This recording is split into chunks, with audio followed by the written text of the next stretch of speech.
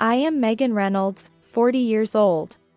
I work as a researcher at a pharmaceutical company.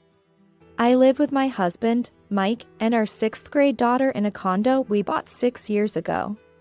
Despite being busy and encountering troubles, I thought we were living happily as a family of 3 until that day. That day, when my husband said he was going on a business trip and left the house empty. My daughter and I were doing a major cleaning. That's when we found a completed divorce form. A photo of my husband with an unknown woman and child, and his diary. Today, just like that day, my husband said he was going on a business trip. But he is actually going on a trip with his mistress. I'm sure he will come back looking as calm as ever. If that's the case, I will also submit the divorce papers as if it's the most natural thing to do and disappear from my husband's life just as naturally. Mom, let's go. Yes, yes. We took one last look at our empty home from the entrance and slowly closed the door. The turning point was about 2 years ago when my husband became a regular employee. Megan. It's finally decided. What? I've been officially hired as a full-time employee starting in September. Really? Wow. It was the first time in a while I heard my husband's voice so lively at the beginning of the new year. I couldn't help but feel a lump in my throat. 8 years ago, the company my husband worked for faced financial difficulties, underwent massive layoffs, and my husband was unfortunately caught in the turmoil. However, my husband was still 34 years old then. We thought he would find a new job soon. But the times were tough, and even hiring new graduates was restricted. My husband, who had a background in clerical work and graduated from a mid-tier university without any special qualifications, found it hard to find another job. Eventually, he had to settle for a contract position at a local mid-sized company. Around that time, we were discussing buying a house as our daughter, Stacy, was starting elementary school. We were moving forward with the discussion but realized it's tough to get a mortgage on a contract employee's salary. Can I really not afford to buy a house on my own? It's not your fault. It's because of the company's layoffs. That's true, but I still think we need to move before Stacy starts school. We all like that condo, right? I can't think of anywhere else but there. Right. But it's popular, and we need to act fast, as the agent said. After hesitating for a moment, my husband suddenly asked and said, "Sorry, Megan, could we possibly take out the mortgage in your name?" It was a surprising proposal. I never thought my husband would ask me to take on a mortgage. But, given the situation, there was no other option.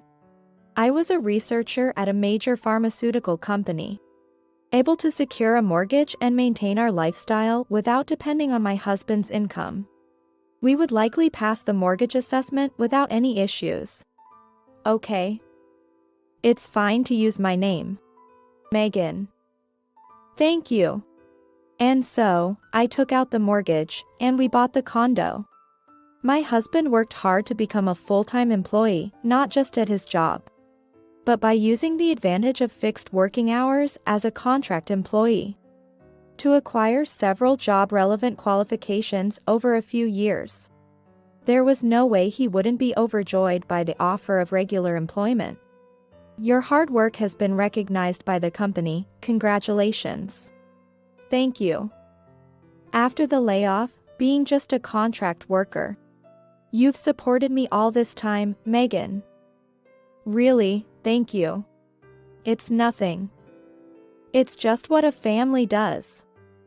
It's all the result of your effort. Still, thank you. Really, I'm so glad you're my wife. Saying this, my husband expressed his heartfelt gratitude. I felt relieved, thinking that now my husband could finally settle down. But reality did not follow my wishes. Preparation and handover for the official employment in September turned out to be more time-consuming than expected. And we began to live busy lives even before the official employment started. As the months passed since September, my husband got more accustomed to his job. But the workload kept increasing with each day, and so did his irritability. What? Overtime again? Sorry. I'm swamped with experiments for a new drug right now. Huh? I've become a full-time employee too, and I'm exhausted from the increased workload. I have to go on business trips all the time. Yet, when I come home, I have to heat up cold meals, the laundry is still not finished.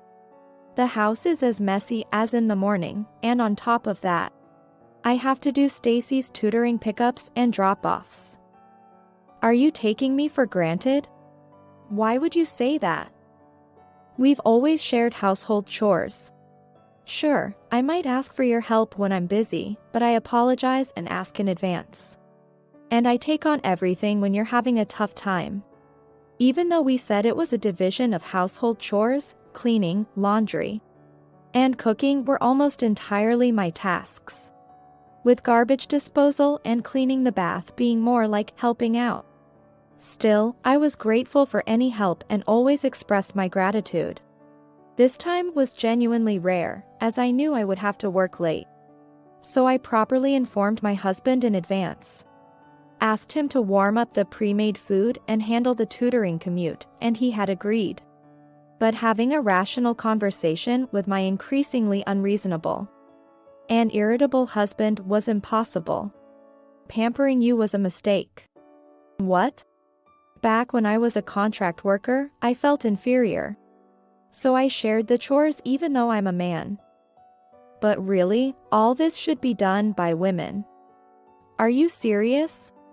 Of course. Men work and women keep the house, that's been the rule in families since forever. But, you wanted to keep your job. Saying you didn't want to waste your education and wanted to contribute to society. So I reluctantly agreed to let you continue working. What? When we got married, you were the one who insisted that me continuing to work was totally fine. That was just a convenient lie. That's terrible. It's the same with kids. I actually wanted a second child. But you were too busy with work, so I gave up on that idea for you. That's not true. When we talked about it, you were the one who had been laid off. And you said we should wait because of that.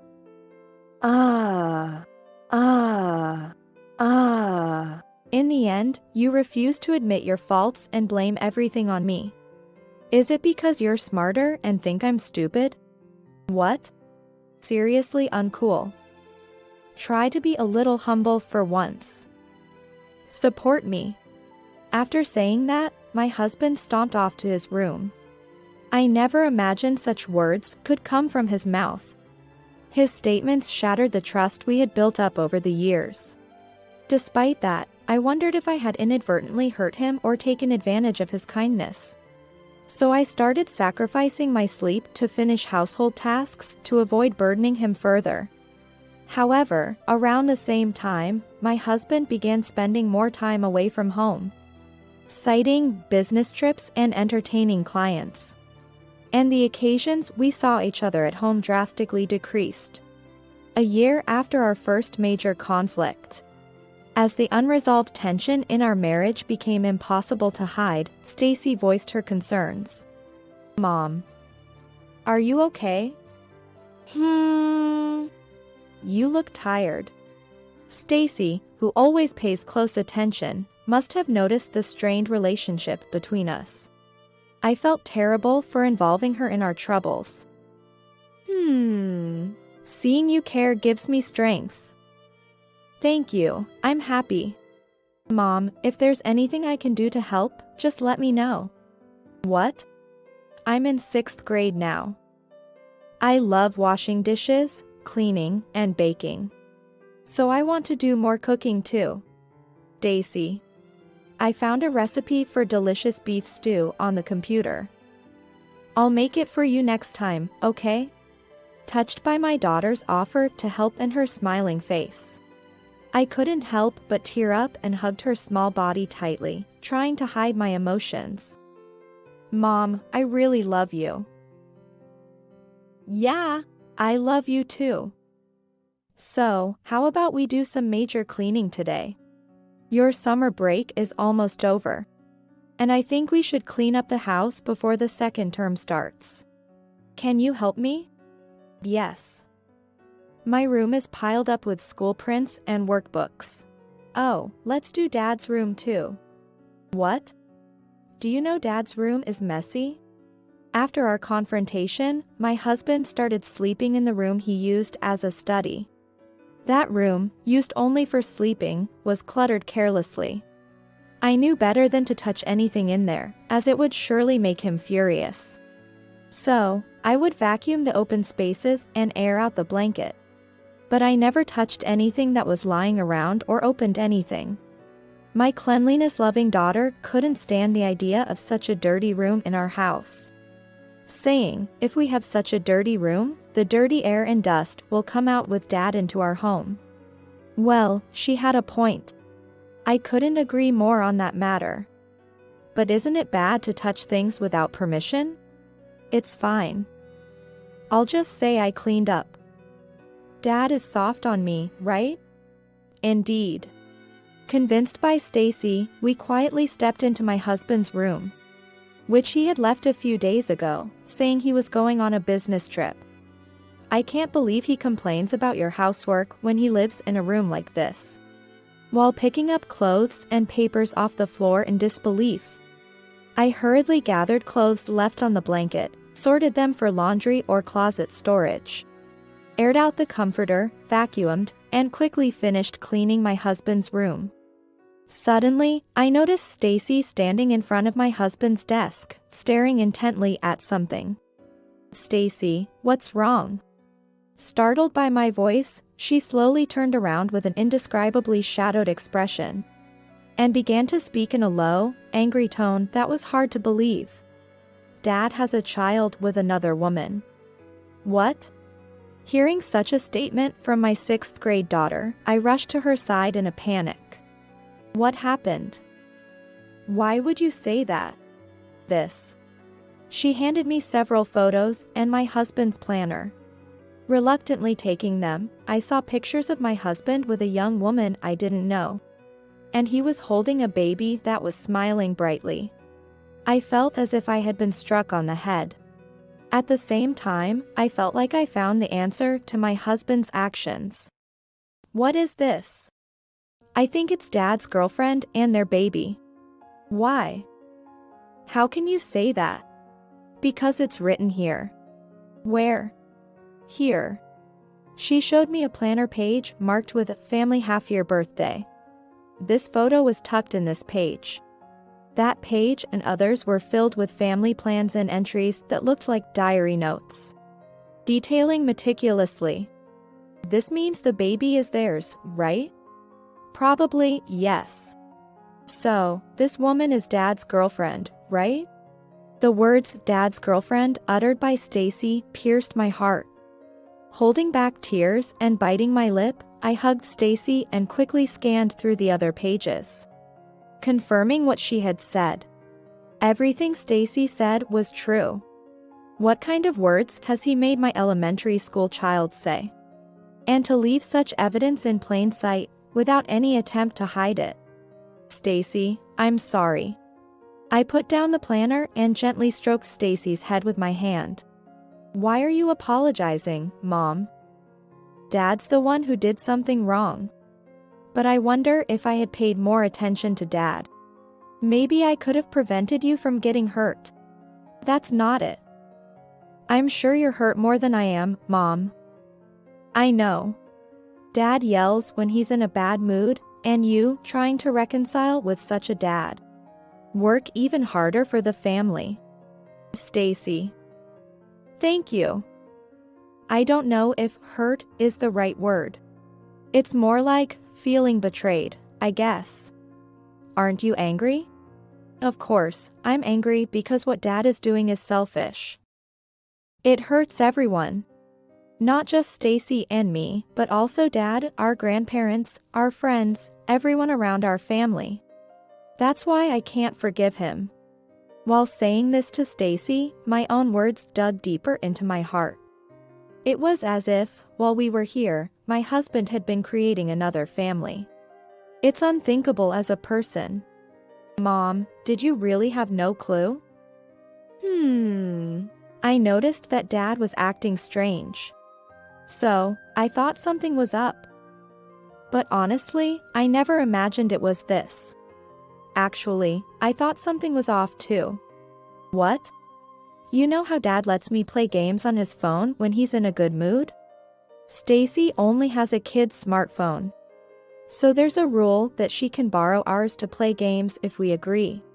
At that time, I saw lots of messages from a woman. Really? Yeah. Messages like, thank you for today, see you tomorrow. Looking forward to our trip starting tomorrow, I love you too, and so on. You saw those messages? Yeah.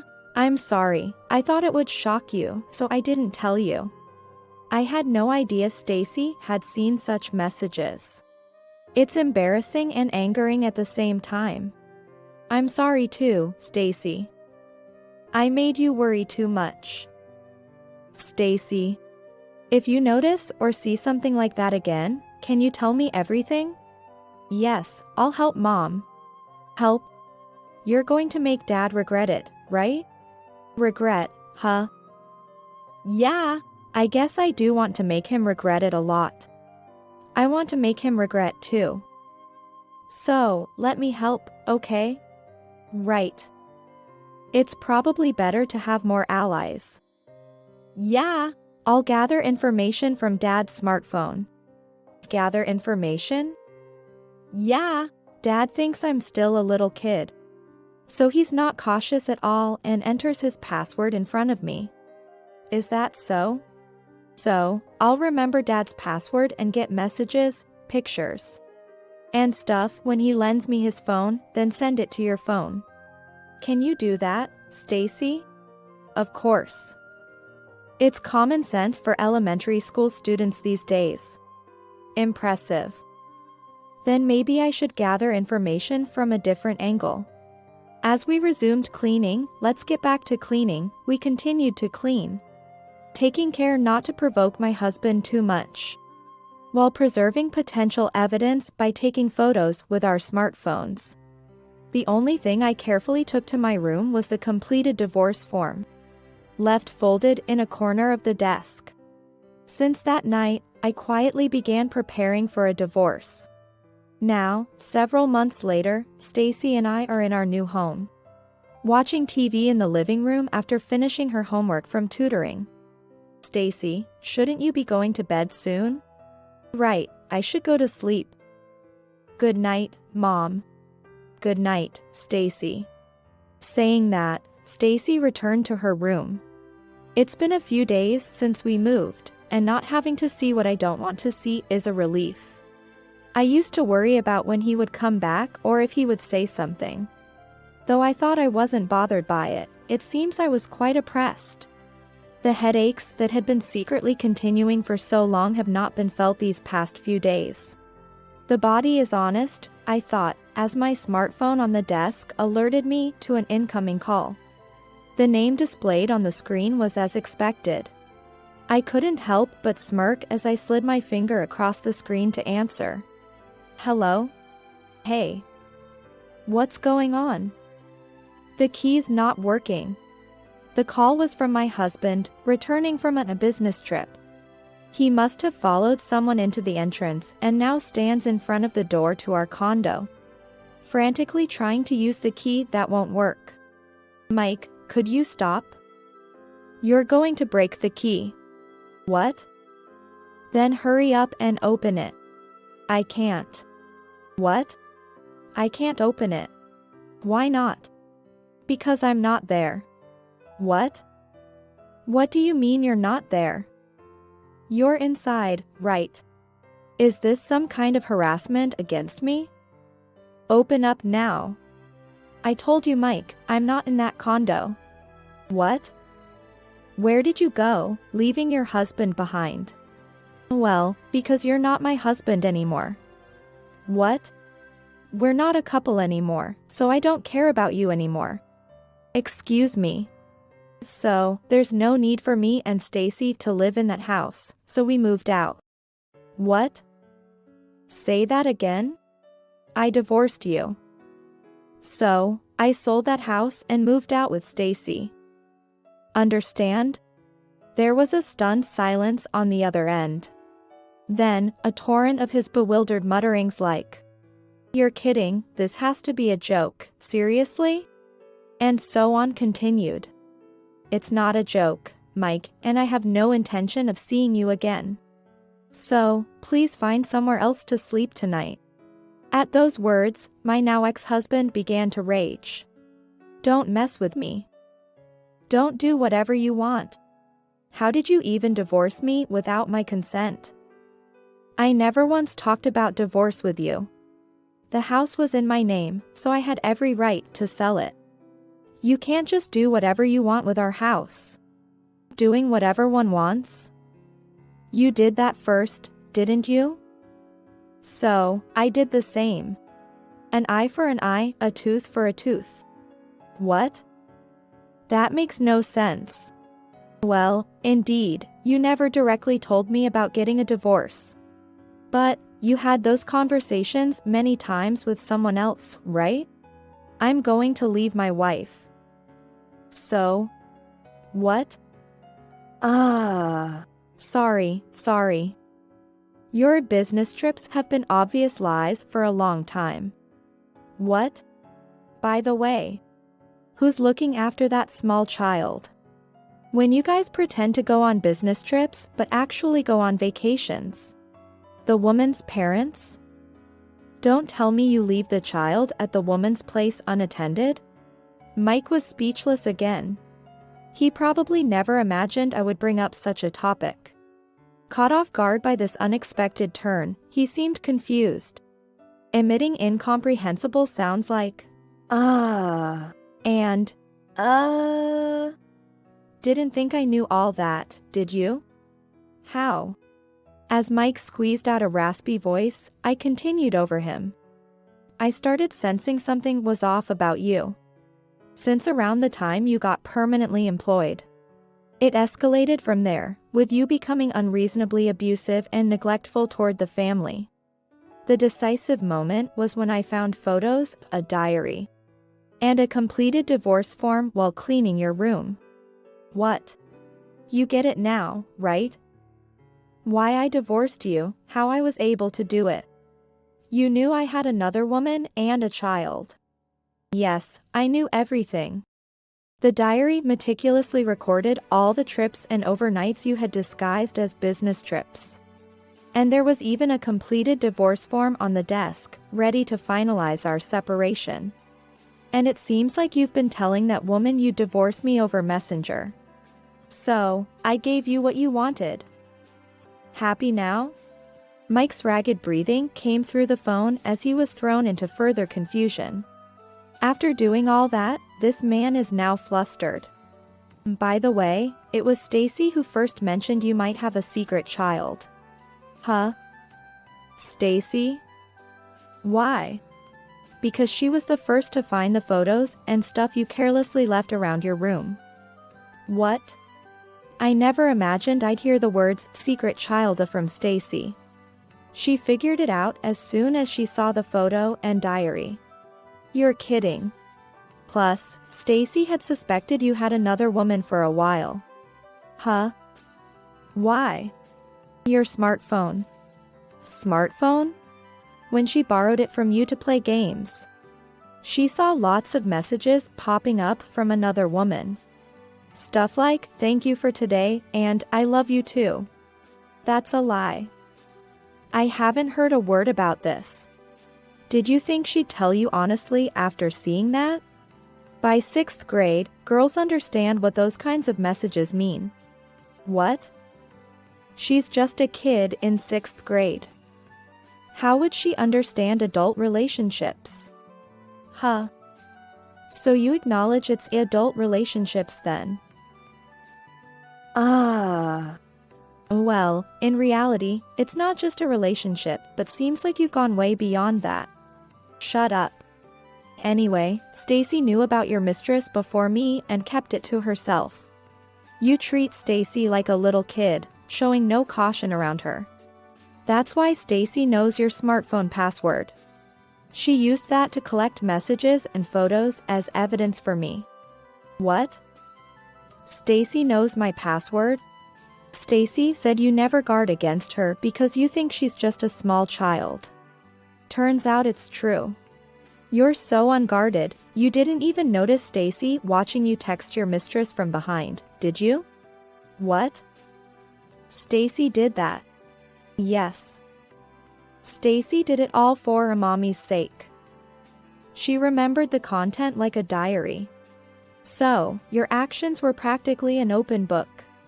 All your supposed business trips that were actually vacations or overnights were known to us in detail. You're kidding. This business trip was with that woman to Colorado, wasn't it? How nice for you, going to Colorado in December. Taking annual leave during the busiest time of the year. Did you have fun? It seems Mike is wary of my unexpectedly bright and calm demeanor. Carefully choosing his next words. But I'm not going to let him dictate the pace. I continue to bombard him with words at my own pace. By the way, as I mentioned earlier, while you two were away on your trip, what exactly was happening with that little child? Surely, you didn't leave the child at the woman's place, did you? I left the child with her parents. They seem to adore their grandchild. Oh, they adore their grandchild, huh? So, they've been duped by you guys? What? You haven't actually married her, have you? But you're pretending to be a married couple? Well, no, but how transparent. Otherwise, they wouldn't have agreed to take care of the child. Poor parents. To be deceived by a fraudster like you. I'm not scamming anyone. It's just a matter of convenience. Convenience for what? You're always deceiving people around you. What are you really up to? What? Who else have I deceived? Us, obviously. Pretending to be on business trips when you're actually staying overnight with someone.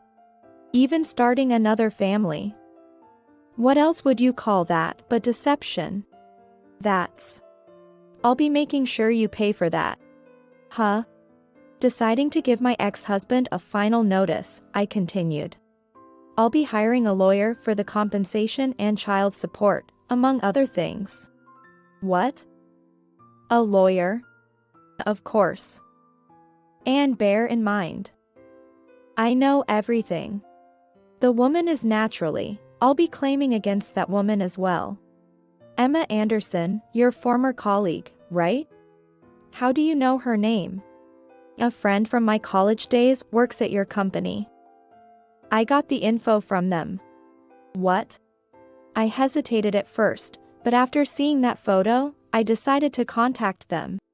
And they filled me in on everything. Friends are indeed valuable. They even told me you're in hot water at work. What? Since you became a permanent employee, I heard you've become rather harsh to others. And there have been multiple complaints of harassment filed against you at the internal compliance desk. Plus, there's the suspicion of infidelity leading to the pregnancy and resignation of a former employee, right? Sounds pretty bad to me. How did you know about that? Because my friend told me. What will you do if you're fired for compliance violations now? How will you pay the compensation or child support? And there's also the compensation you owe to your unemployed girlfriend, right? How will you manage? Huh? What will you do? My pressing tone caused Mike to shout back, demanding me to stop and calling me annoying. And then there's the care of that little child. How will he manage? Well, it's none of my business anymore. Anyway, I don't intend to speak directly with you about this matter anymore. Everything will be handled through my lawyer. Just remember this. Snooping on someone's phone is a crime. I know. But I haven't done that. It was Stacy who did it all for me without me knowing. If you say that's a crime and want to sue, you'd have to sue Stacy. Are you going to do that? That's right. You still adore Stacy too much to see her as anything but your little girl. You couldn't possibly sue her. Of course, I knew what Stacy was doing, but it was indeed Stacy herself who took the initiative. And I hadn't been involved at all. Stacy is hurt too. There's no way this man would sue his own daughter. After a moment of silence, Mike began to speak as if resigned. The condo is really empty? I told you, didn't I? Then, what about my stuff? Oh, sorry, I forgot to mention that. I sent everything to your parents' house. What? I properly informed your parents that I was sending the stuff and made my final farewell. But at first, we really weren't on the same page. It turns out, in their eyes, I had already married someone new after we supposedly divorced. I was taken aback to learn you even deceived your own parents. What? You told everything to my parents. Of course. Otherwise, how could I send your stuff to your family home? What have you done? Because they were clueless. At home, they thought we had divorced shortly after you became a full-time employee. That's... You brought that woman who's pregnant as your new wife. Unbelievable, right? But with her being pregnant, your parents had no choice but to accept her, right? Stacy had been saying she wanted to visit a grandma and grandpa multiple times. But you kept refusing because we were too busy. Turns out, it was because we were supposedly already divorced. Mike was at a loss for words as I rapidly explained. It was indeed a shock. I never expected to be informed by his parents that we had been divorced for over a year and a half. Of course, due to the setup of having a new wife. He had met that woman and her child multiple times, and faced with such an atrocious reality. His parents were deeply apologetic to Stacy and me. Your father said, that guy can come back. But he's disowned until he apologizes to Megan and Stacy. I won't acknowledge anything about him. Seriously? Mike's father is a traditional craftsman who, while kind to others, is very serious and hates dishonesty. It's utterly shameful and unfortunate that they had to apologize for the actions of their wayward adult son. However, wanting nothing more to do with these two lunatics, I decided to graciously accept the support offered by Mike's parents. So, your belongings have already been delivered to your family home. Please go back home as soon as possible and sincerely apologize to your parents. Then, you might want to think about what you'll do next with your woman and your future. Although I doubt your father will easily accept it. This is so annoying. Excuse me? The real annoyance is dealing with you. Or, don't involve us in your farce ever again. The lawyer will contact you and that woman, so don't try to escape or hide. Deal with it properly. While Mike was still making noise on the other end of the phone, I had no intention of speaking with this man anymore and wanted to cut ties as soon as possible. With that mindset, I tapped the screen to end the call and proceeded to block his contact. Months have passed since then, and today was Stacy's middle school entrance ceremony. Walking home in her new uniform, she looked happy beside me. How do you like your uniform? I absolutely love it. It really makes me feel like I'm part of the middle school now. Do you think you'll make a lot of friends? Yeah. The teachers seem nice, and the classmates are easy to talk to. I'm looking forward to school every day now. Stacy had actually taken the middle school entrance exams. It was something we had decided on as she approached her senior years in elementary school. And my insistence on resolving our divorce before her exams was for this reason. I wanted to settle everything before your middle school entrance exams. Discovering my ex-husband's wrongdoing during the summer break. I didn't want to crush Stacy's long-held dream. With that determination, I planned the timing for our confrontation and prepared for everything. But I'm sorry, Stacy.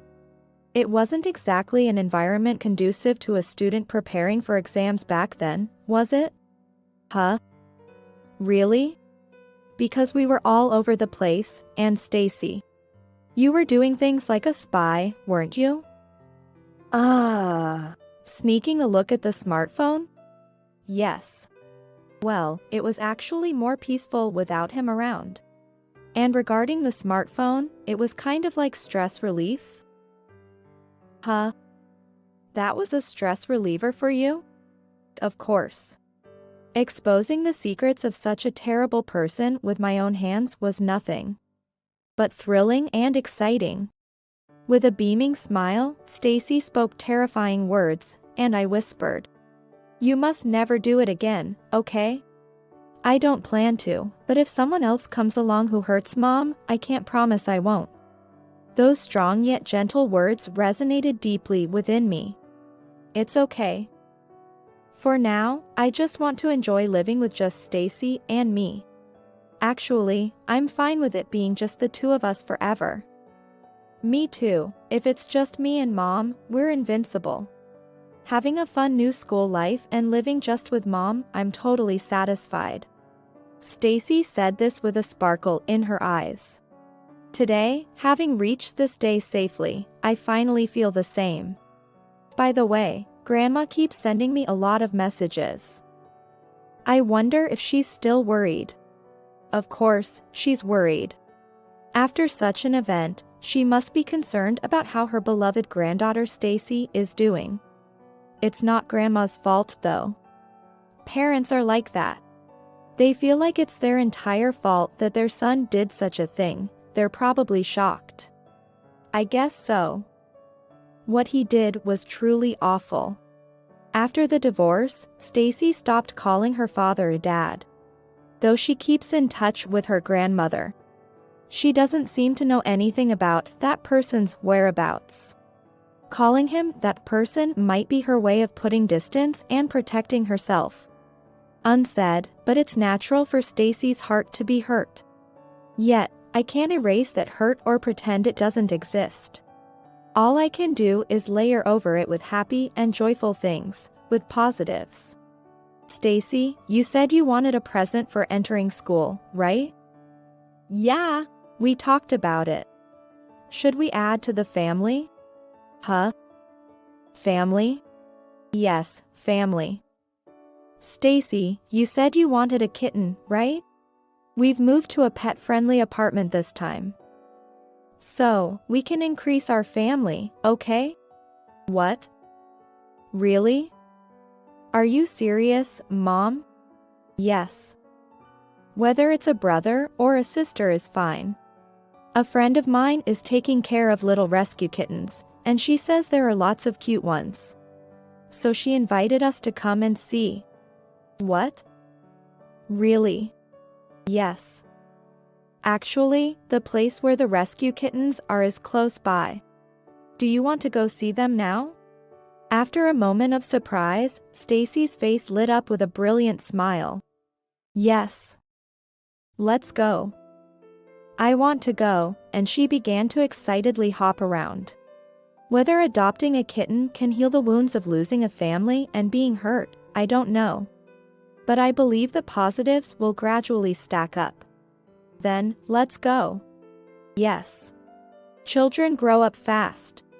Stacy will change day by day in her new environment. I vow to watch over Stacy's growth, pouring abundant love into her.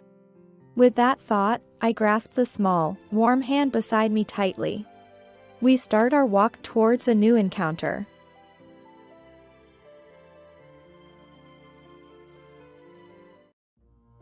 Seriously. Just because our fathers are good friends. They keep pushing us to get married. I'm getting older too, so my dad is urging me to settle down soon. Then, Kevin, do you not love your wife? Of course not. Such an older woman. I'm just marrying her for appearances. The only one I love is you, Lisa.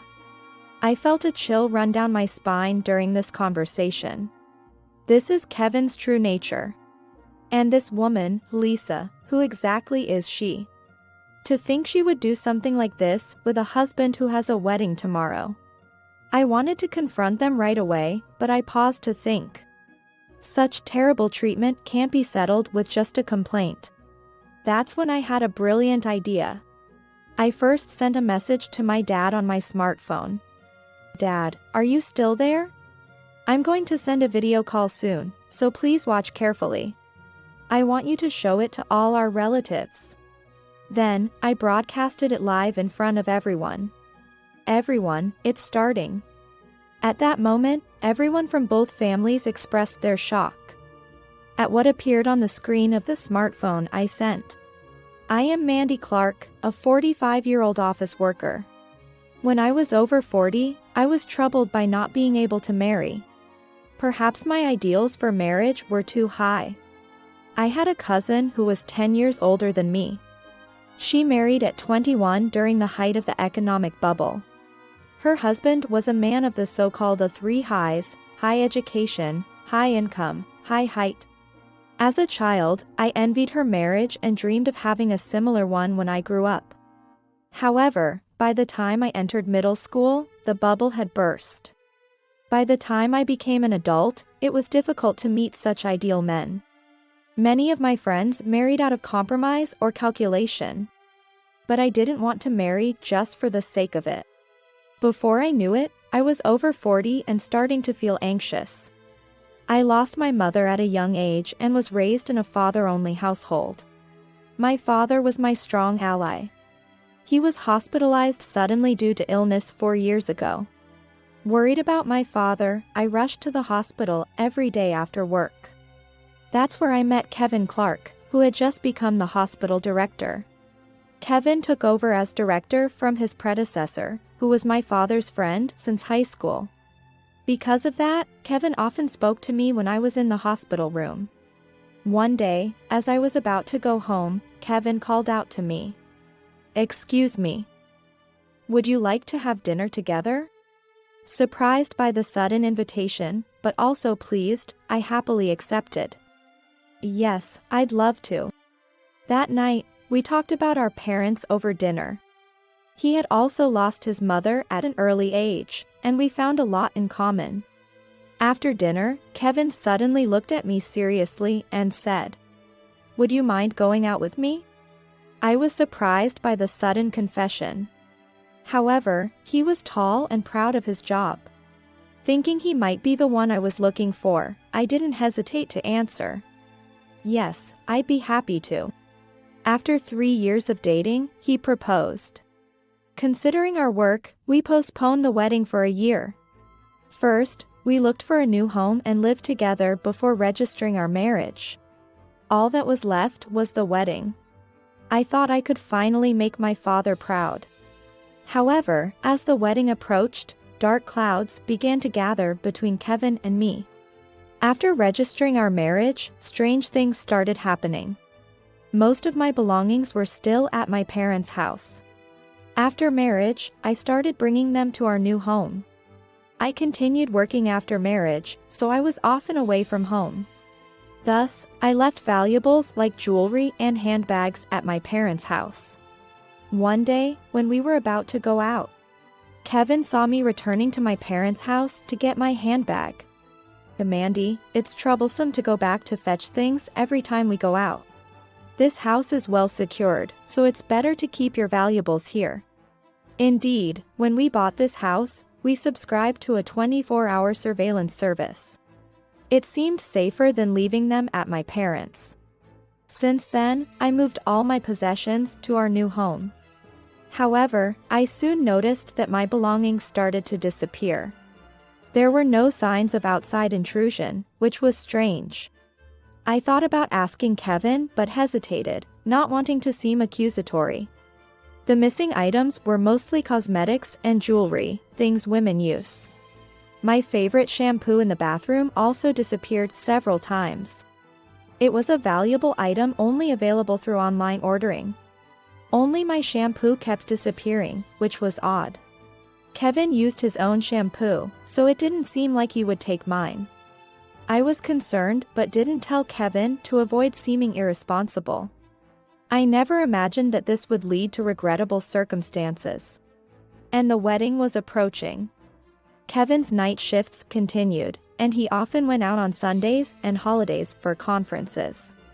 With many preparations for the wedding, we hardly had time to see each other. I reluctantly went to the venue with my father and father-in-law for meetings. Kevin had taken care of the venue and invitations early. So what was left were the reception and gifts. Still, there were things I wanted to decide with Kevin, especially the dress fitting. Despite this, Kevin suggested that I just decide on the dress myself. I waited for a time when we were both home and asked Kevin, "Hey, I wish you could come to the meetings sometimes. I want you to help me choose my dress. Can't you skip your conferences on the weekends just once?" When I said this, Kevin looked a bit flustered and glanced around before replying, "What? No, I can't miss the conferences. I'm fine with whatever dress you like, Mandy. I'll leave the reception and the gifts to you and your father-in-law. So, I'm counting on you." I was disappointed by Kevin's words. A conference that you must attend. And right before our wedding? Why does it have to be now? You wouldn't understand, Mandy, you're not in the medical field. Anyway, it's something I absolutely can't miss. I found Kevin's dismissive attitude suspicious. However, with the wedding approaching, I didn't want to argue. Reluctantly, I had to go along with Kevin's wishes. Then one day, while I was working in the morning, I realized I had left some documents at home for an afternoon meeting. Oh no. I've been so busy with work and wedding preparations, I forgot. I need to go back and get them quickly. I explained the situation to my boss and was allowed to go home during my break. Luckily, our new home wasn't too far from my office, so I could go back and forth during the break. When I hurried home, I noticed a strange figure in the living room as I approached the house. I couldn't believe my eyes. One person was Kevin, returning home after a night shift. But there was also a young woman I didn't recognize. She was sitting on the sofa next to Kevin. Kevin had his arm around her shoulder and seemed to be talking to her. I tried listening from outside the wall, but couldn't hear anything due to the soundproofing. I was curious about the woman's identity, but I was running out of time. I quietly entered through the back door, grabbed the documents, and left without being noticed. I didn't want to believe that Kevin was cheating just before our wedding. But they seemed too close to be just friends. I suppressed my desire to confront them and returned to the office. I made it in time for the meeting, but my mind was elsewhere. Kevin always mentioned his night shifts and conferences, but was he really telling the truth? Could he have been using these excuses to meet with another woman all this time? These thoughts kept crossing my mind at work. After that, Kevin and I rarely saw each other, even on weekends. I thought about checking with my father-in-law, but I couldn't bring myself to ask. If Kevin was lying, I didn't want to worry my father-in-law. As the wedding approached, I became increasingly anxious. If only my mother were here, I could have confided in her. I didn't want to burden others, so I had no friends to talk to. All my friends who were attending the wedding were happy for me. I couldn't disappoint them by revealing my doubts. I hoped that what I saw that day with Kevin and the unknown woman was just an illusion. I was trying to escape from reality in my mind. With these feelings, I faced the day before the wedding. Kevin, even on the eve of such an important day, said he would be working late and wouldn't be home until midnight. He suggested this as he left for work. "Since it's the night before our wedding, why don't you spend it at your father's house? I'll be home late. Feeling restless at home, I decided to take his advice and spend the night at my parents' house. I timed my arrival with my father's return from work. When I got there, my father greeted me at the door. "Mandy, you're back. Actually, we're having a celebration with both families tonight. So, I invited everyone here." I was surprised, as I hadn't heard anything about it. As I entered, everyone clapped and greeted me. "Congratulations, Mandy." "Oh, thank you." I thanked them, feeling a bit shy. I joined the celebration for a while, receiving everyone's blessings. But I thought it best to rest early for tomorrow. After having just one drink, I returned home. Feeling mentally exhausted, I was suddenly overcome with sleepiness. Deciding to take a bath in the morning, I went straight to bed upstairs. I fell asleep around 8 p.m. and woke up in the middle of the night. It was just after 11 p.m. Since I was wide awake, I thought of taking a bath. As I got up from bed and headed downstairs, I heard some noises from the bathroom. I thought Kevin might be taking a bath, but I also heard a woman's voice. Could it be that Kevin and the young woman from the living room were together again? Feeling anxious, I quietly peeked into the bathroom. There, I saw Kevin and the same woman from the other day. They were about to get into the bathtub together. It seemed clear she was his affair partner.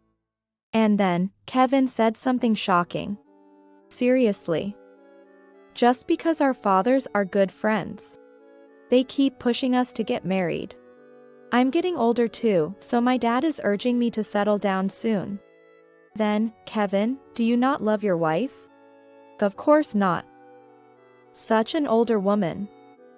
I'm just marrying her for appearances. The only one I love is you, Lisa." I felt a chill run down my spine during this conversation. This is Kevin's true nature. And this woman, Lisa, who exactly is she? To think she would do something like this with a husband who has a wedding tomorrow. And without any remorse, she said something odd. "But Kevin, you're amazing. Building such a big house and buying me nice things." Well, my dad did contribute a bit to this house. And Mandy earns enough to buy her own stuff. Such women don't need to be supported. That's why I can buy you an apartment. Yay! I'm so happy. But won't your wife find out? No need to worry. She hasn't even noticed that her jewelry and stuff are missing. Oh, I took those, but they were in such an old lady's taste, so unfashionable. So, I just sold them all. So, the missing belongings were indeed Kevin's doing. And he had given them to his mistress, unforgivable. I felt my clenched fists trembling with rage. Then Lisa picked up my shampoo and said, "This shampoo is really good, isn't it? I'll take it home again today." "Why not? She's always shopping online anyway. If she runs out of that shampoo, she'll just order more." So, Lisa was the one taking my frequently missing shampoo. It was as if she thought everything in this house was hers. But more than that, my heart felt torn apart. With the wedding right around the corner, and to be betrayed like this by Kevin. I wanted to storm into the bathroom right then and scold them, but I thought better of it. Just complaining wouldn't be enough for such awful treatment. That's when I had a great idea. I sent a message to my dad on my smartphone. "Dad, is everyone still there? I'm about to send a video call, so please watch it. I want all the relatives to see it too." After sending the message, it was read immediately. "What's up? Indeed, everyone is still here. Are you going to make a speech at the pre-wedding party? You'll see. Oh, make sure to record the video I send." I then switched to the video call in the messaging app and quietly opened the bathroom door. "Everyone, it's starting." I broadcast the scene with Kevin and Lisa as if I was live commentating. Of course, the video clearly showed them in the bathroom up to no good. Whoa. What's this? What's going on? Eek. Stop it, will you? The two panicked at the sudden event. Ignoring them, I continued my commentary. Everyone, look. The groom-to-be, who is supposed to have a wedding tomorrow, is in the bath with a young lady.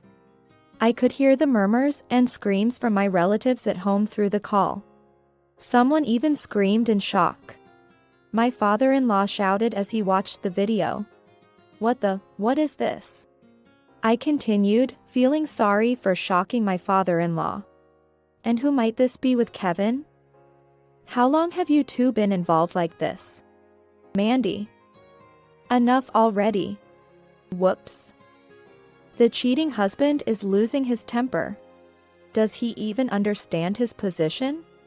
I relentlessly continued my commentary, angering Kevin. Next to him, Lisa trembled, clinging to him. Seeing them on screen, my father-in-law looked furious. Then, seizing the phone from my dad, he stared intently at the screen. Kevin, what are you doing at a time like this? And the woman with you, isn't that our nurse, Lisa? Turns out, Lisa was a nurse working at Kevin's hospital. I continued the commentary, pretending to be calm. Oh? An unexpected revelation. The mistress is actually the subordinate of the groom, Kevin. Mandy, that's enough, I understand. My father-in-law said that and then ended the call. He must have been shocked to know his son was having an affair with a subordinate at home. I felt regretful for causing my father-in-law such distress. I was distraught after witnessing Kevin's infidelity. Hanging my head in regret, Kevin taunted me. See? You made Dad angry. How are you going to fix this? You've ruined my reputation as the successor of the hospital.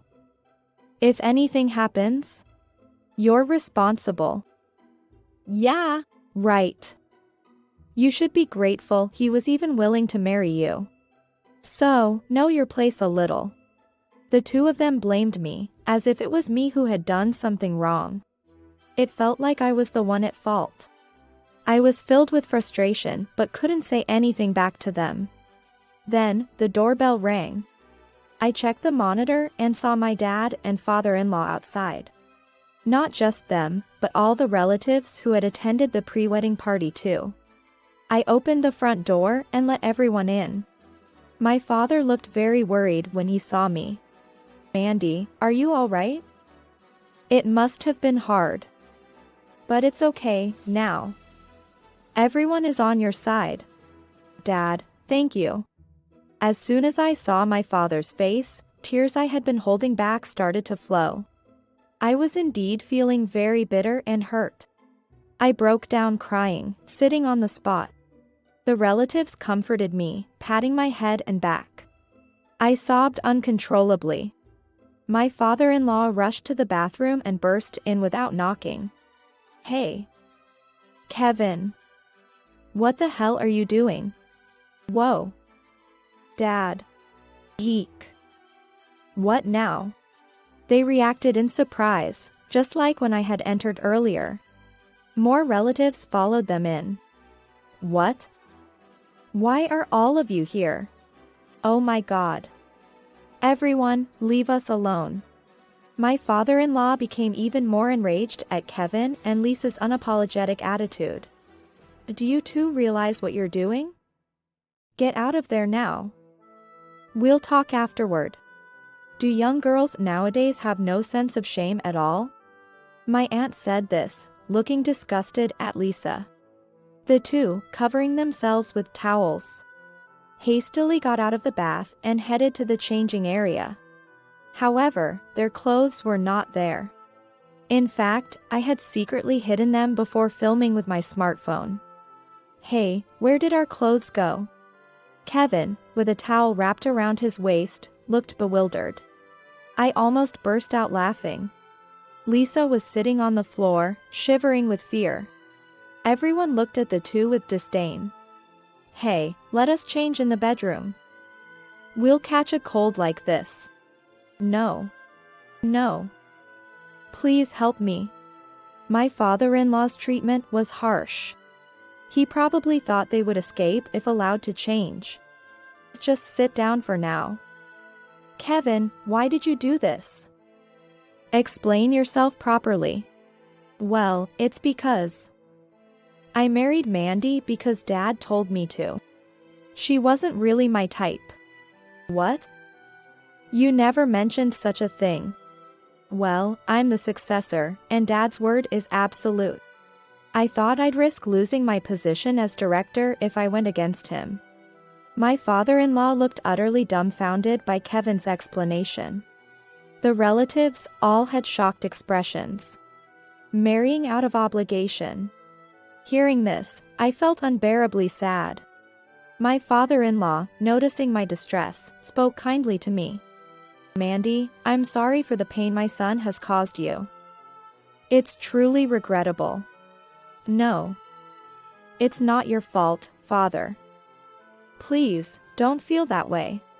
It's just, we were supposed to have the wedding tomorrow. And now this has happened. His words made my heart ache. I had eagerly awaited the wedding, but now I couldn't feel happy about it. As I looked down somberly, my father put his hand on my shoulder. Mandy, you don't have to force yourself anymore. I will explain everything to the guests who were to attend the wedding. That meant the wedding was to be called off.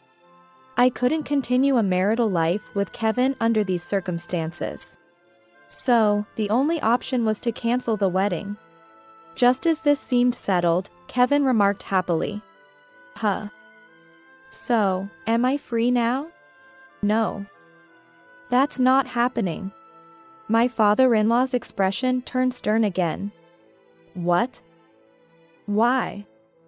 We're not getting married anymore, right? You had an affair with a young nurse at our hospital. It's only known to the family now, but soon it will spread through the hospital. We can't keep someone like that as the director. Right. Kevin has dishonored his parents. He's disqualified as a successor. The other relatives nodded in agreement. Does that mean I'm fired? Yes, that's right. My father-in-law nodded affirmatively, and Kevin began making pathetic excuses. That's ridiculous. I was deceived. She seduced me with her youth. It's not my fault. Kevin pointed at Lisa, trying to blame her entirely. How unmanly of him. Lisa, with tears in her eyes, looked shocked. That's terrible, Kevin. You said you only loved me. That you were marrying her out of obligation to your parents. Was it all lies about buying me an apartment? Kevin's poor excuses seemed to have backfired, as Lisa exposed everything in front of everyone. Idiot, don't say unnecessary things. Kevin said this, his face turning red, and collapsed on the spot. My father-in-law looked down at him and spoke in a disappointed tone.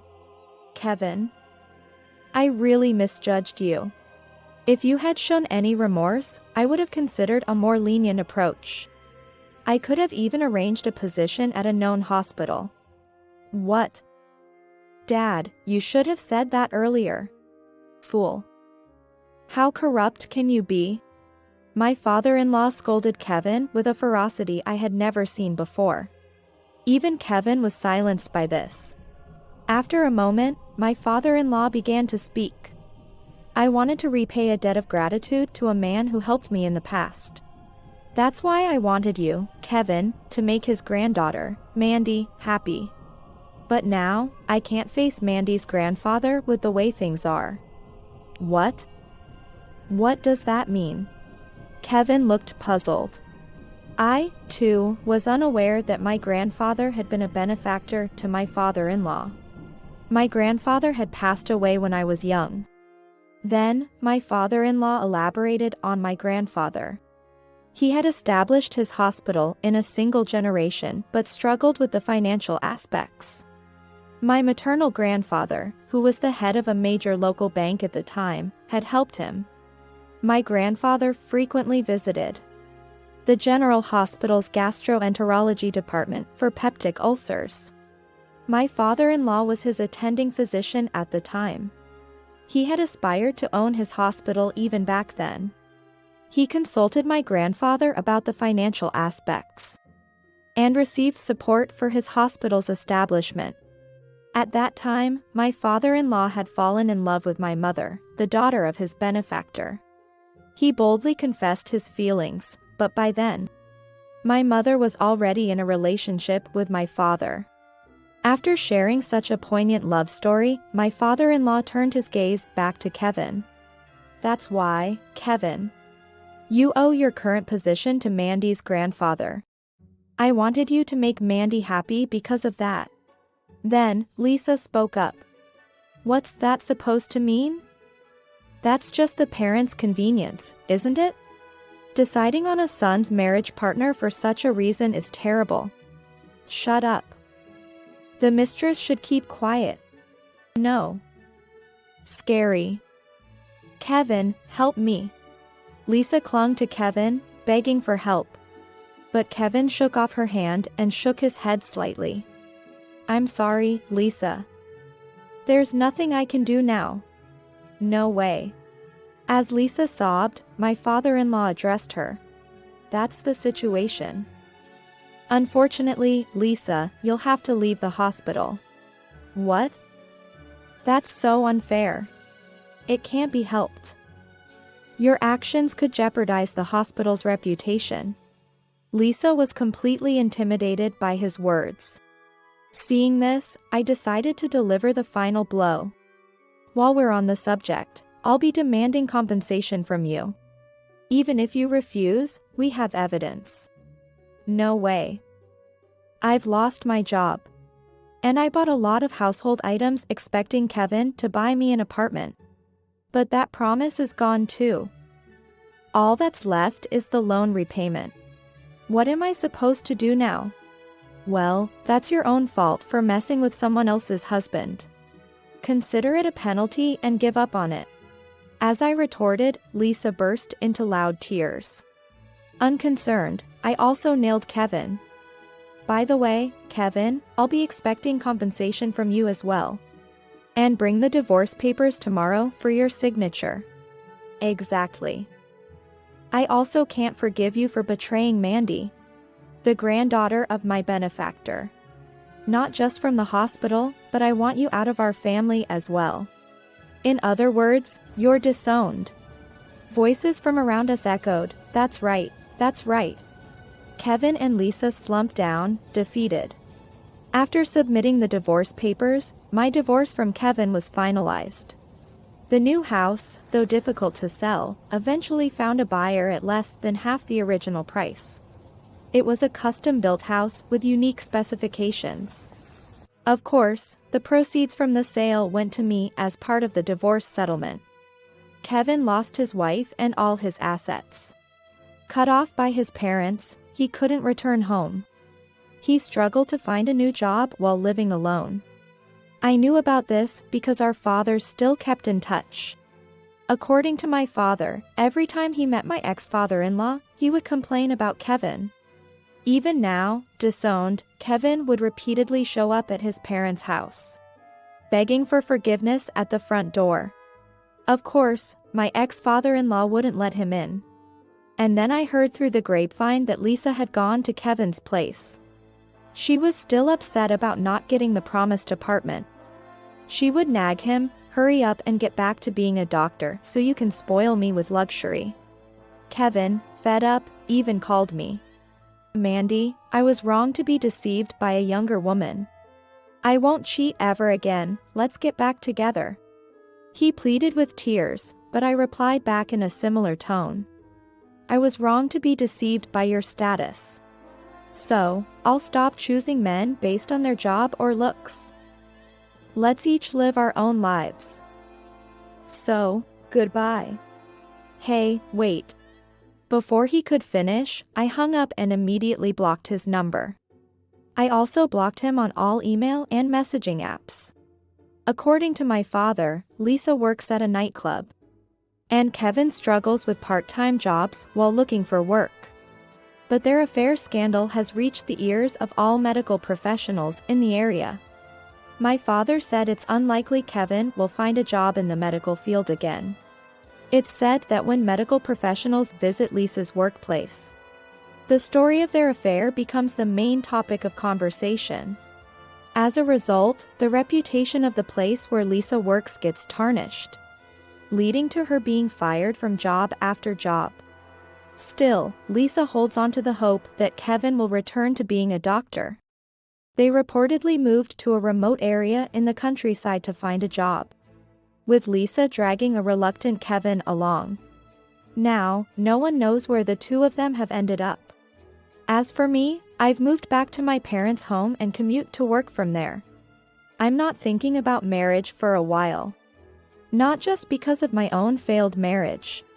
It turns out my cousin, who I thought had an ideal marriage, recently went through a late-in-life divorce. However, she seems to be preparing gradually for independence. Now, she appears to be thriving, enjoying her work and hobbies. So, I've decided to enjoy my time being single for a while. That was until one day, a male colleague from the same department approached me. "I heard you've been through a lot recently?" Well, it's kind of like a war story. My divorce scandal had become a well-known story at the office. Although slightly embarrassed, I always responded with a smile when asked about it. Then, David Parker, with a serious expression, said to me, "Actually, I've been interested in you since I transferred here. But you were engaged, so I gave up on the idea." He then asked me out for lunch during break time. David, 2 years younger than me, transferred to our company 3 years ago. Since then, we've been working in the same department. I hadn't been particularly conscious of him, but he was always kind. He would subtly support me whenever I made a mistake. Maybe someone like David is the ideal partner for me. I thought I wouldn't consider marriage for a while. But perhaps a good person was closer than I thought. It seems I had completely overlooked that until now. Everyone experiences failure once or twice. Thinking about it that way, I've started to consider this opportunity more positively. I'm already in my mid-40s, but age doesn't matter when it comes to happiness. After all, life only happens once.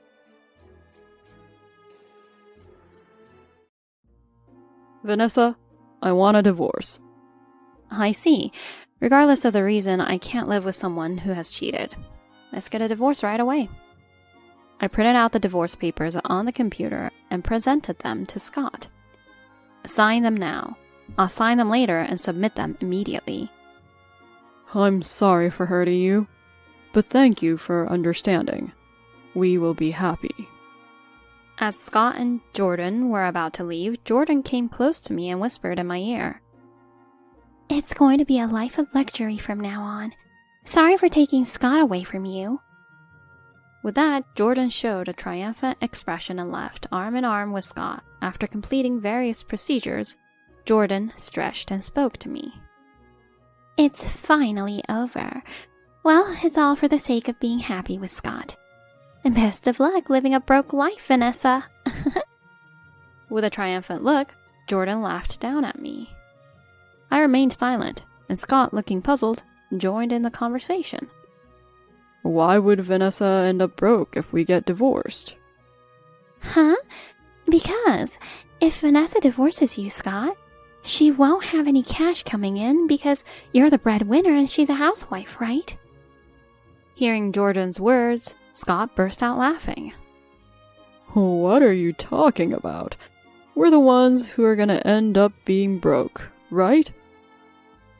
My name is Vanessa. I'm a working housewife. My job is very busy, and I spend a lot of time away from home. Scott supports me, handling all the household chores in my absence. In other words, he's a dedicated house husband, managing all domestic responsibilities. We've been married for only 3 months. Despite being newlyweds and me not being able to help much with the household due to my frequent absences, Scott has never complained and always comforts me when I'm tired from work. I truly appreciate him. We had a peaceful marriage until someone came into our lives and turned everything upside down. One day, upon returning home, Scott spoke to me. Can I have my old pal come over sometime? That's fine, but it's unusual for you to invite someone over. I met my pal again after a long time. We hit it off and decided to meet again. I wanted to introduce my pal to you. Scott smiled as he told me about it, and I smiled back, influenced by his cheerful demeanor. I see. Thank you. I might be able to take next weekend off, so please ask your friend about their schedule. Alrighty. Thank you, Vanessa. Looking happy, Scott seemed to be sending a message on his smartphone right away. I've hardly ever seen Scott angry or in a bad mood. I love Scott for his kind and honest nature and his carefree smile. Scott's childhood friend's name is Jordan, and he was available to visit us the next weekend. This person meant a lot to Scott. It's clear that Scott's old pal must have been a fantastic childhood friend of his. I was also looking forward to meeting Jordan. The next weekend arrived. Today, Jordan was coming to visit our home. Scott's been busy in the kitchen since morning, making all kinds of tasty treats for his friend from way back. Scott's domestic skills were impressive, especially his cooking. Delicious-looking dishes were lined up on the table. Surely, Jordan would be pleased. Oh, Jordan seems to be nearby. Saying that, Scott left the house to meet up with Jordan. Our home is in a high-rise apartment with a concierge always present at the front entrance. To avoid confusion for our first-time visitors, we make a habit of personally greeting them upon their arrival. I wonder what kind of person he is. As I eagerly await their arrival, I hear the front door open. Come on in. Thank you for having me. When Jordan entered the living room, I was surprised. Wow, what an amazing room! It's so luxurious. I saw this woman looking around the room with a curious gaze. Scott, this person... Let me introduce you. This is my childhood friend, Jordan. Jordan, this is my wife, Vanessa. Nice to meet you. I'm Jordan. Oh, nice to meet you too. I quickly greeted her. I was under the impression that a guy was coming because Scott's childhood friend was named Jordan, which could be a girl or a guy. I wished Scott had mentioned that his pal was a woman. With a bit of discomfort, Scott and I decided to entertain Jordan nonetheless. When we moved to the dining table for dinner, Jordan naturally sat next to Scott. But aren't Scott and I supposed to sit together? I thought so to myself, but Scott seemed not to mind. It wasn't a formal setting, and without mentioning it, Jordan deliberately moved her chair closer to Scott. This house is incredible! The furniture is luxurious too. It's so lovely. Right? We can live like this thanks to Vanessa. Oh, really? Looks like you guys have each other's backs as a couple, huh? Jordan gazed up at Scott, not looking my way at all. I was just staring at the two of them conversing. Watching Jordan, who occasionally touched Scott while speaking joyfully, I felt uncomfortable. Scott didn't seem worried, but I could tell Jordan saw him as more than just a childhood pal. Keeping quiet so as not to spoil the mood, Scott suddenly turned to me and said, She's great, right? He truly thought so I answered with a forced smile. Yeah. Surely Scott was oblivious to how I felt. He must think I'm genuinely enjoying this. Then Jordan, who had not spoken to me at all until now, turned to me and said, I'm really having a great time. Can I come visit again? Jordan's expression was smiling, but her eyes were not. Seeing my vague response, Scott beamed, saying, I'm glad you two are getting along. Since then, Jordan began visiting our house several times a week. Initially, she came on weekends when I was home, but gradually her visits increased, and now she seems to come even when I'm at work. Today, as I returned home, I saw Jordan's shoes at the entrance. I sighed and entered the living room. There, Scott and Jordan sat side by side on the sofa, laughing joyfully. Jordan was intertwining her arms with Scott's. Even after knowing I got back home, they were still glued together, and I was already so worn out, but seeing that just made me feel even more exhausted. Welcome back, Vanessa. Noticing my return, Scott greeted me with a smile. Jordan, without speaking to me, just said, "Then I'll be going," and left the house. Jordan was here again? Isn't she coming too often lately? I spoke with a sigh mixed in. While preparing dinner, Scott continued. Yeah, she is.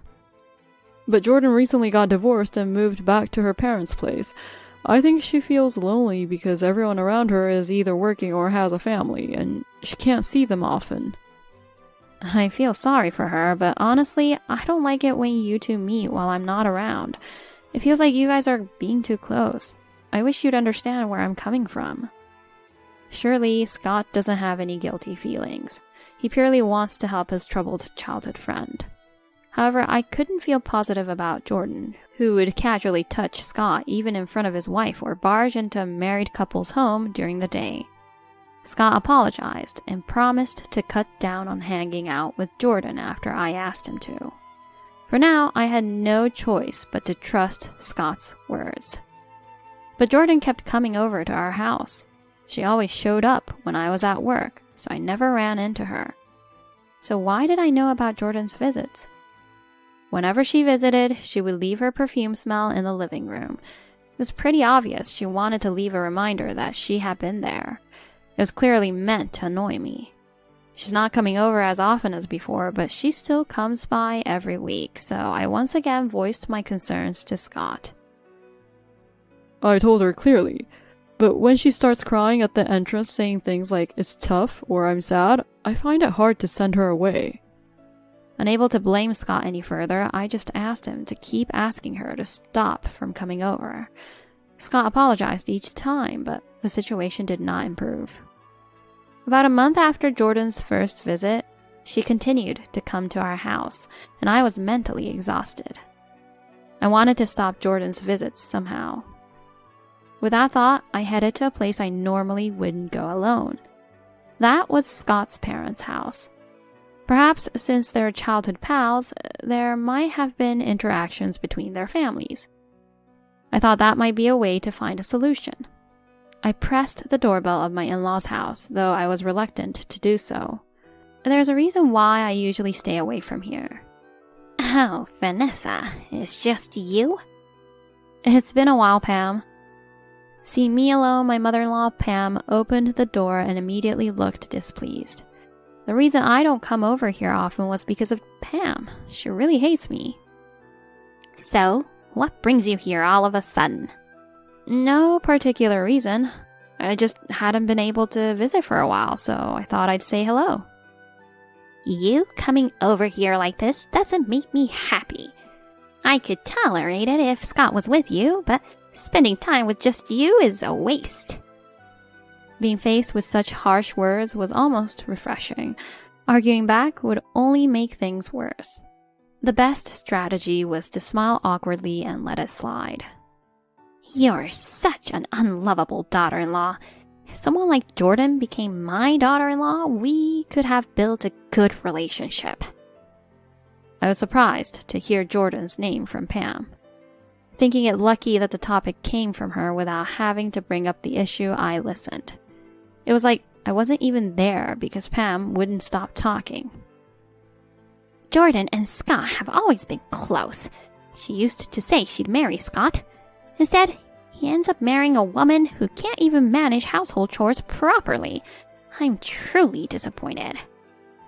I apologize for my faults. Without making excuses, I apologized, but Pam continued to grumble about me, repeating, "He should have married Jordan," several times.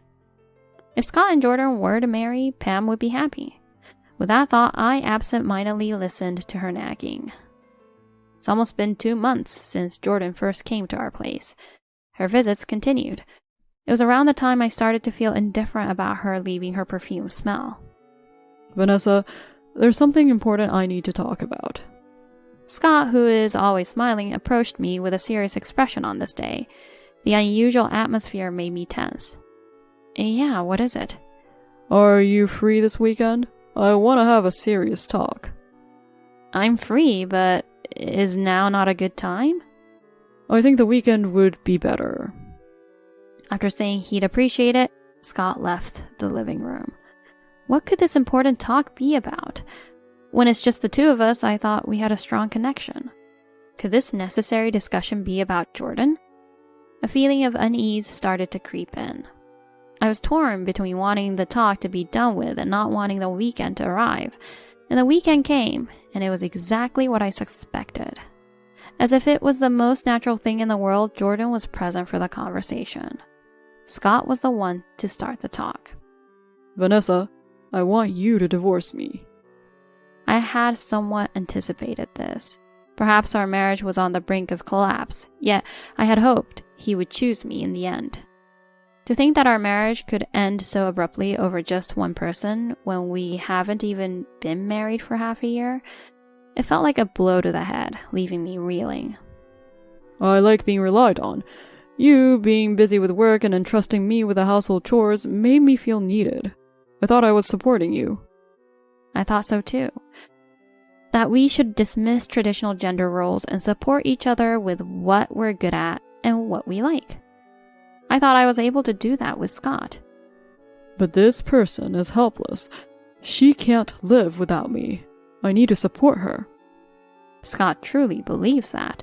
His desire to help those in trouble and to support others is sincere. Whether abandoning his wife to help someone else is right, however, is questionable. I looked at Jordan and she didn't seem sorry at all, just lounging on the sofa with her legs up. Clearly, she felt triumphant about finally taking Scott away from me. Not noticing these things might be considered one of Scott's flaws. Suddenly, the idea of seriously worrying about this seemed foolish. Scott's personality won't change. Even now, he must feel some guilt towards me, but it's his spirit of helping others that motivates him. If I think of it as an act of service, I couldn't see a future where he cut ties with Jordan, even if I refused the divorce. Continuing the marriage with Scott seemed like an issue that would haunt me forever, making divorce seem like the quickest solution. I see. Regardless of the reason, I can't live with someone who cheated. Let's divorce immediately. I printed out the divorce papers on the computer and presented them to Scott. Sign them now. I'll sign them later and submit them right away. Scott seemed taken aback by my quick action, but took the divorce papers and started to fill them out on the spot. I'm sorry for hurting you, but thank you for understanding. We will be happy. While saying that, Scott handed me the filled out divorce papers. I silently took them. As Scott and Jordan were about to leave, Jordan approached me and whispered, Now it's going to be a life of luxury. Sorry for taking Scott away, okay? After saying that, Jordan showed a triumphant expression and left, arm in arm with Scott. She's clearly misunderstanding something, but I didn't feel like I needed to correct her at this point. Regarding the divorce, I decided to hire a lawyer and engage in settlement negotiations. Since we don't have children, the main point of discussion would be the division of property. Today, Scott, Jordan, and I were supposed to meet at the lawyer's office to discuss. Scott declared that he would essentially agree to my terms. Jordan wasn't thrilled about that, but it was only natural given they had hurt me. I demanded a fair division of assets that Scott was entitled to, and also sought compensation for their affair from Scott and Jordan. Jordan wasn't happy at the mention of compensation, but her expression softened a bit when she heard Scott would pay the compensation for both. After completing various procedures, Jordan came over to chat with me. Finally, it's over. Well, it's all for the sake of being happy with Scott, right? And best of luck living a broke life, Vanessa. With a triumphant look, Jordan laughed condescendingly at me. I didn't respond, and Scott, looking puzzled, cut into the conversation. What are you talking about? Well, because she's divorcing you, Scott, right? She's gonna be broke from now on. That's why I thought she'll end up eating nothing but cheap beans to save money. How pitiful. Why would Vanessa end up broke if we get divorced? Huh? Because if Vanessa divorces you, Scott, she won't have any cash coming in because you're the breadwinner and she's a housewife, right? Scott fell silent for a moment after hearing Jordan's words. Then suddenly he burst out laughing. What are you talking about? We're the ones who are gonna end up being broke, right? What? Jordan looked bewildered, glancing back and forth between Scott and me. I chose not to join in the conversation. Scott, holding his stomach, desperately continued. I told you, Vanessa is a CEO. I never said I was the one working, did I? You did say that, but I thought it was a joke. That's true? Why would I joke about that?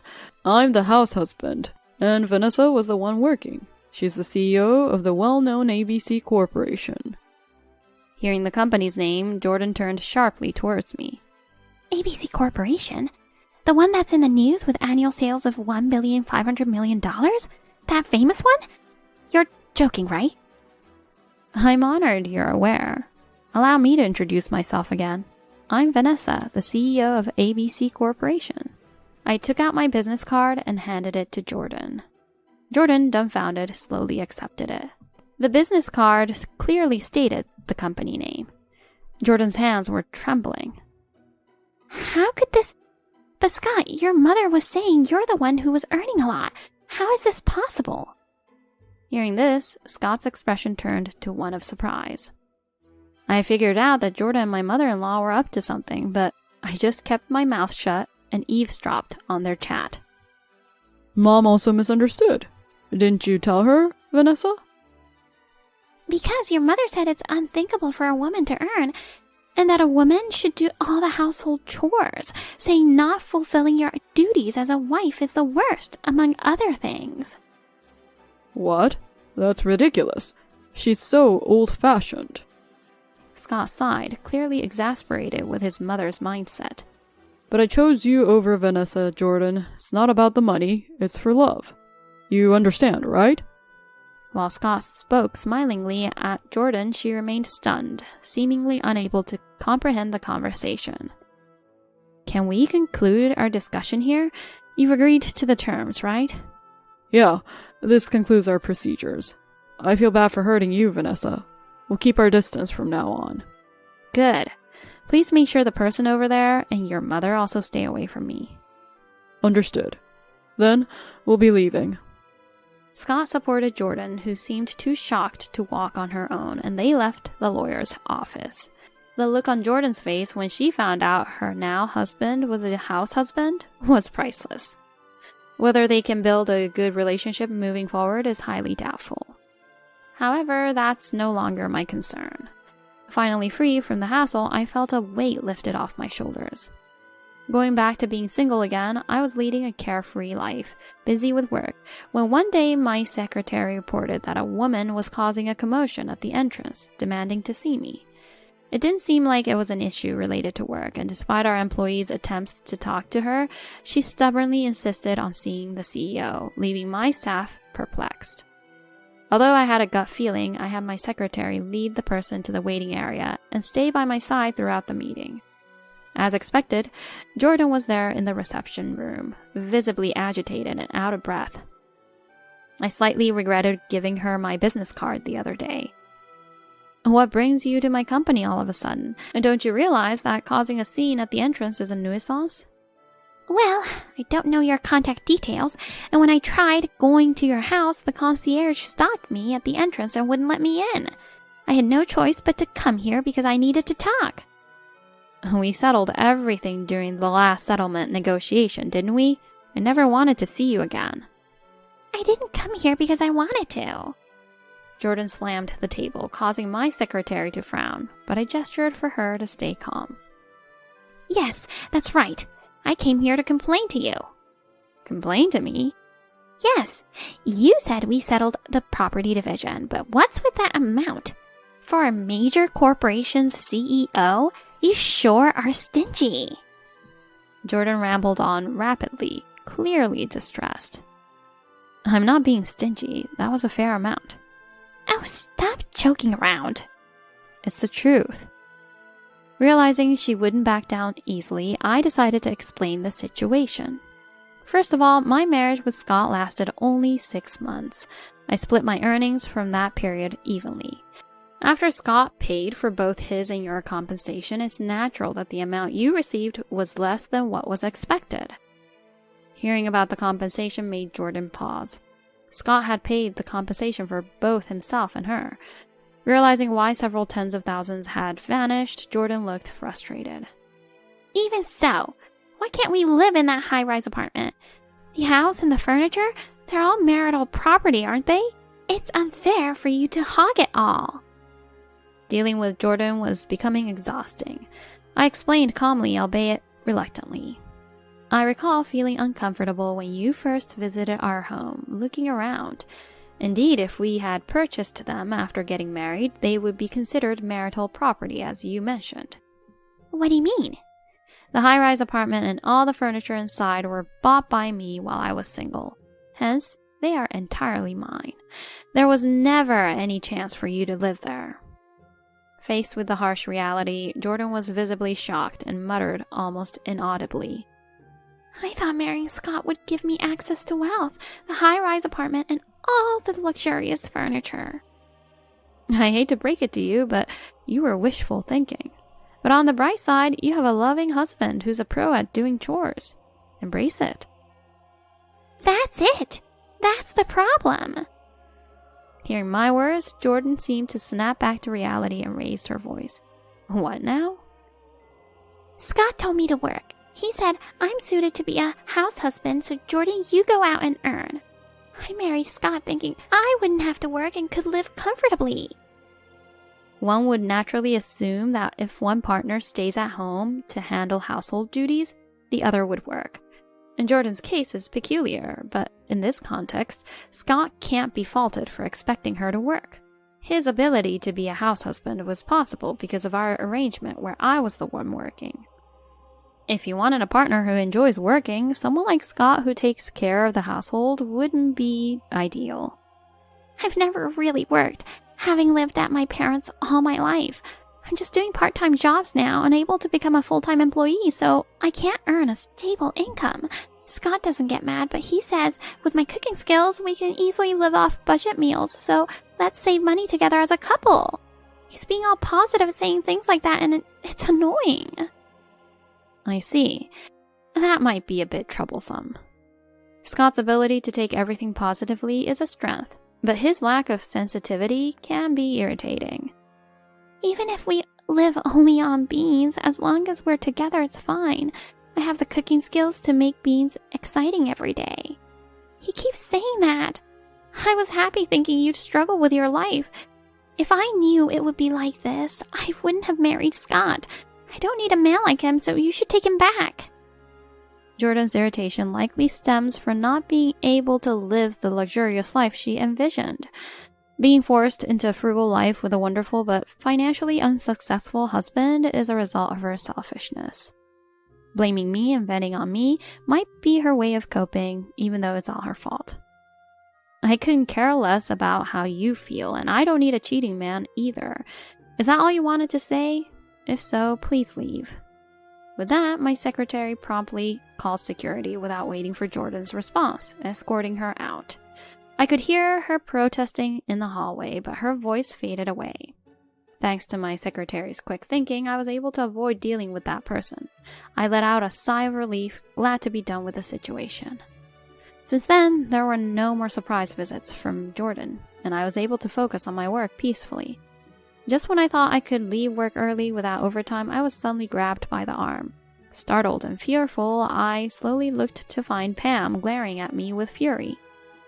You finally came out. I've been waiting for hours and you never showed up. How could you not let me in and just turn me away? What kind of nerve do you have? Jordan was one problem, but I had forgotten about another troublesome person, Pam. Waiting for me to leave the company, her relentless persistence sent shivers down my spine. I responded firmly, hiding my discomfort. Scott and I are divorced, so we're strangers now. It's obvious I wouldn't let unrelated people into my home.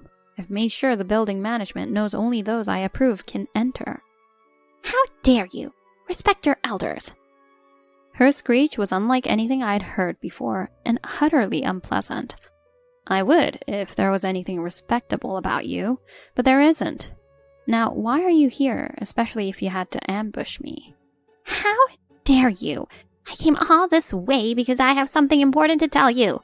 I didn't ask for it. I wanted to run away from her right then, but I feared she'd ambush me again in the future. Determined to end this once and for all, I decided to listen to what she had to say. Why didn't you honestly tell me Scott wasn't working? Because of this, I'm suffering now. I told you multiple times. I was working while Scott took care of the home. You were the one who called me a liar or ignored me. It's frustrating to be blamed for her own misunderstandings. You should have made sure I understood. I started living with Scott and his wife thinking I'd enjoy a luxurious life. But we're not living in a high-rise apartment and we're eating beans every day. I can't stand it. So you were after the money too. Like Jordan, you suffer because you rely on others' wealth. Quiet! It's all your fault I'm in this mess. You should pay for my living expenses for life. That's outrageous. You know your husband is still working, right? Even if Scott and Jordan aren't contributing, you should manage for the time being. My father-in-law John has been on long-term business assignments for many years and rarely returns home. Nonetheless, I've had the opportunity to meet him several times a year, and he has always been very kind to me. Dealing with Pam's nagging was bothersome, but thanks to John, I could bear visiting the in-laws' home. Well, that's... She hesitated in her response. When John came back the last time, he found out about Scott getting together with Jordan, and he divorced me. He even kicked me out of the house, so I decided to live with Scott and his family. It's natural for him to ask questions if he returned after a long absence to find his son's wife had changed. Knowing Pam, she probably spoke ill of me, making John uncomfortable. But even after separating from John, I thought living with Scott, who I believed was wealthy, would allow for a luxurious life. So I boldly cut ties with John. Now I can't even ask for his help. I'm truly appalled. John was a compassionate man who treated me kindly. If you had reciprocated his feelings, he surely would have offered you help. However, your current situation is the result of neglecting those around you. Don't expect any help from me. Although Pam appeared somewhat contrite, my firm refusal to help turned her expression back to one of anger. How terrible of you! I can't believe I had to beg you for help. Say what you will. If you continue to cause a scene, I'll call the police. You're causing a disturbance in front of my company. At the mention of the police, Pam got pale. Biting her lip in frustration, she left without another word. She left with her shoulders hunched over, overwhelmed with despair. From what I've heard through the lawyer, Scott, Jordan, and Pam continued to live together as usual. Scott, who had wanted to remain a house husband, realized they couldn't make ends meet on Jordan and Pam's earnings alone and began looking for work. However, Scott could only find employment at a low-paying company. Ultimately, Scott's salary alone wasn't enough, forcing Jordan and Pam to take up part-time jobs to barely scrape by.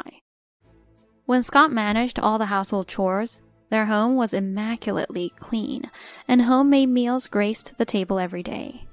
Now, overwhelmed with work, their home is in disarray, relying on pre-made meals, and arguments have increased. On the other hand, I'm enjoying a leisurely lifestyle. Hiring a house cleaning service keeps my place tidy, and there's no shortage of delicious meals from delivery or dining out. Besides, I don't hate cooking. It's just that I'm too busy to do it often. Cooking occasionally as a change of pace isn't so bad. I'm relishing my carefree single life. As for work, a new business deal introduced me to John's company, allowing us to meet again. Vanessa, I'm truly sorry. My stupid ex-wife and son have hurt you. No amount of apologies could suffice. He apologized to me, but there was nothing John did wrong in this situation. Please, don't apologize. Although we're no longer family, I hope we can maintain a good relationship moving forward. With that, John smiled slightly and thanked me. For now, I've had enough of relationships. I'm determined to devote myself fully to my work.